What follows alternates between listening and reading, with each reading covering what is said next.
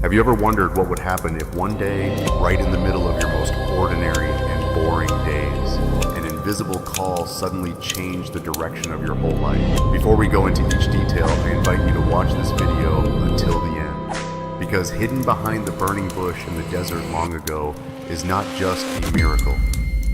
Moses was born an Israelite of the tribe of Levi at a time when his people were enslaved in Egypt.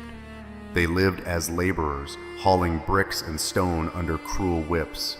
Pharaoh was afraid that the Israelites, growing more and more numerous, would become a threat. So he ordered that all newborn Hebrew boys be killed. In that dark moment, Moses' mother, with the heart of a mother terrified of losing her child, but refusing to give up, placed the baby in a small basket. But the hand of providence guided it through the reeds and brought it right to the place where the Egyptian princess was walking by. Moses grew up surrounded by silk and scepters. He learned all the wisdom of Egypt and was treated like a prince. But every time he saw the lines of slaves trudging out to the work sites, something in his heart ached with a pain he couldn't fully explain. One day, when he had grown up, Moses went out to visit his own people, the Israelites, in their forced labor. The desert sun burned like fire. The shouts of the Egyptian overseers mixed with the groans of exhausted backs bent under heavy loads. Then Moses saw it. An Egyptian was beating a Hebrew man so violently that the man collapsed to the ground. Blood spread across the sand. Anger flared up inside Moses. He looked around and saw no one nearby. Then he rushed forward. In that moment of rage, he struck the Egyptian. The blow of a trained prince became the blow of death. The Egyptian fell dead on the sand. Panicking, Moses dragged the body and hid it in a shallow pit, his heart pounding wildly. He thought the secret would stay buried under the desert sand. But sin never sleeps quietly. The next day, Moses went out again and saw two Hebrews arguing and even fighting. He stepped in to separate them. He said, "You are brothers. Why are you hitting each other?" One of them turned and threw a sharp, mocking look at him. "Who made you ruler and judge over us? Are you going to kill me like you killed that Egyptian yesterday?" Those words stabbed Moses in the heart like a knife. So it was not a secret. What he thought was hidden had already been exposed. News quickly reached Pharaoh. The king flew into a rage and ordered Moses to be captured and killed. In just a short time, the honored prince became a wanted murderer. Moses had no choice but to leave everything behind. His robe, his status, his reputation. He fled into the desert. His steps hurried across the burning dunes. Every breath felt like a cut separating him from his old life. The glorious palace behind him slowly disappeared on the horizon. All that remained was dry wind and white sand. After a long journey, Moses arrived in the land of Midian. At a well, he met the daughters of a priest named Jethro. They were being pushed away by other shepherds. Once again, his instinct to protect the weak rose up.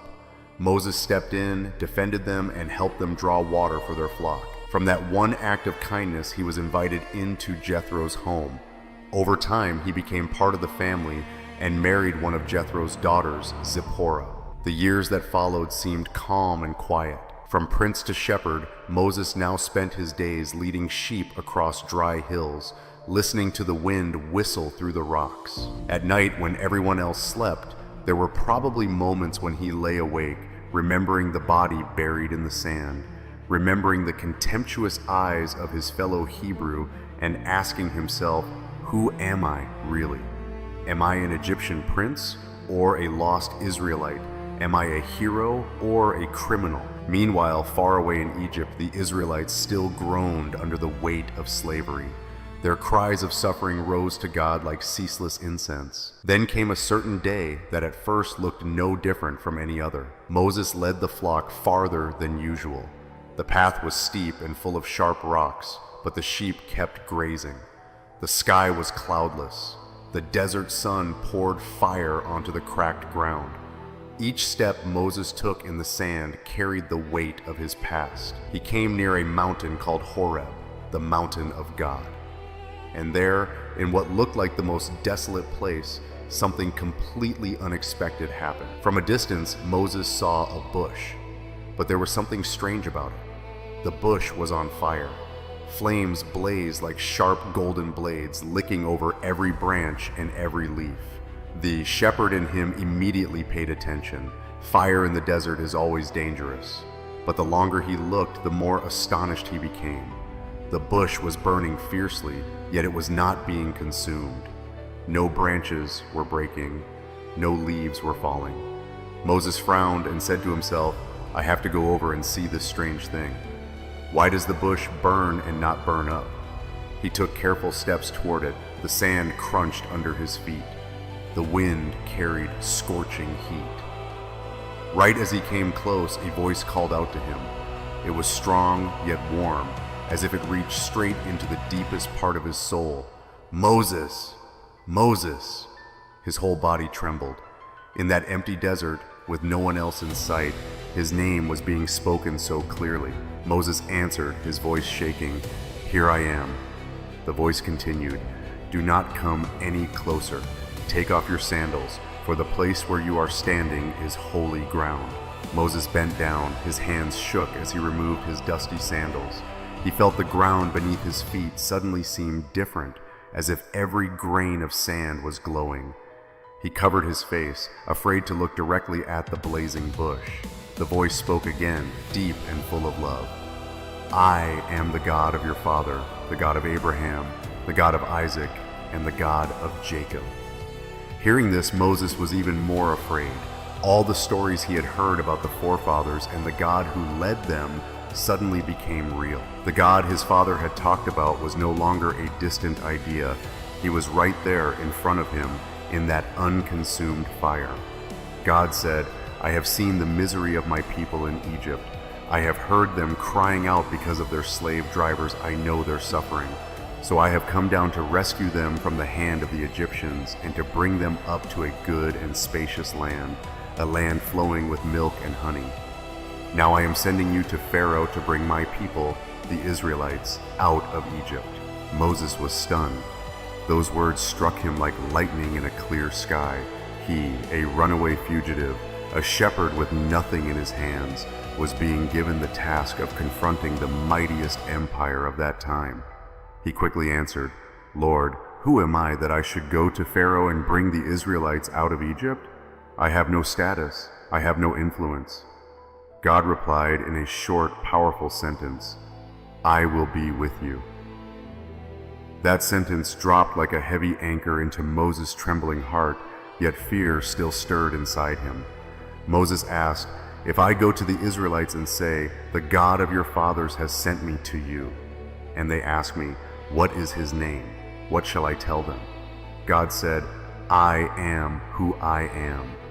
Then he continued, Tell the Israelites, I am has sent me to you. This is my name forever. This name, YHWH, means the one who always exists, who is always present, who never disappears from human history. For a man who felt forgotten in the desert like Moses, those words were like cool water flowing into the driest part of his soul. Still, Moses was not done worrying. He said, What if they do not believe me or listen to me and say, The Lord did not appear to you? God asked him, What is that in your hand? A staff, Moses replied. Throw it on the ground, God said. Moses obeyed. Immediately the staff turned into a snake that slithered across the sand. Moses jumped back in fear. Then God said, Reach out your hand and take it by the tail. Moses was afraid, but he obeyed. When his hand gripped it, the snake turned back into a staff. God gave Moses other signs as well. But there was still one weakness that tormented Moses. He said, Lord, I have never been eloquent. I am slow of speech and tongue I do not speak well. How can I stand before Pharaoh and speak? God answered him, Who gave man his mouth? Who makes him deaf or mute, seeing or blind? Is it not I, the Lord? Now go, I will help you speak. I will teach you what to say. Even then Moses was still afraid. He gently pleaded, Lord, please send someone else.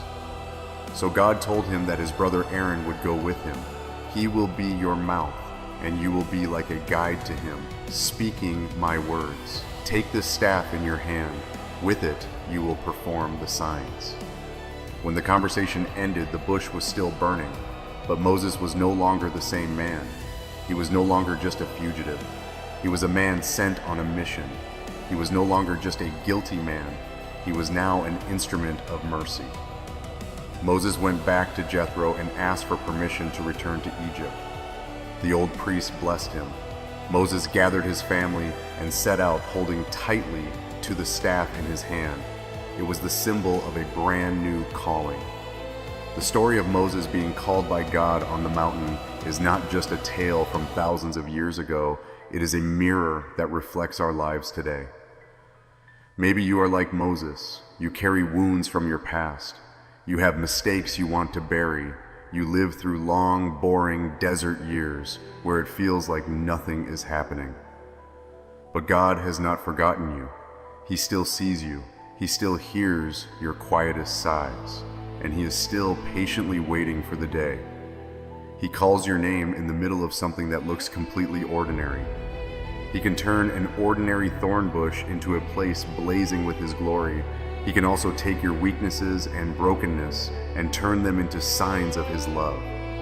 The important question is this: when you hear His call, will you dare to answer, "Here I am," like Moses did?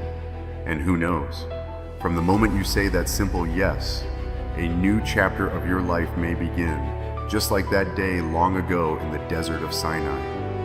If this story about Moses and the burning bush has touched your heart, please support the channel with a like, so I have more motivation to keep sharing these stories of faith. Click subscribe and turn on the notification bell so you do not miss the next videos. You can also leave a comment below with your thoughts or a short prayer. Your little sharing might be exactly what lifts up someone tired and discouraged. And if you can, please share this video with your family and friends. Together, let's spread this message. God never forgets a single person.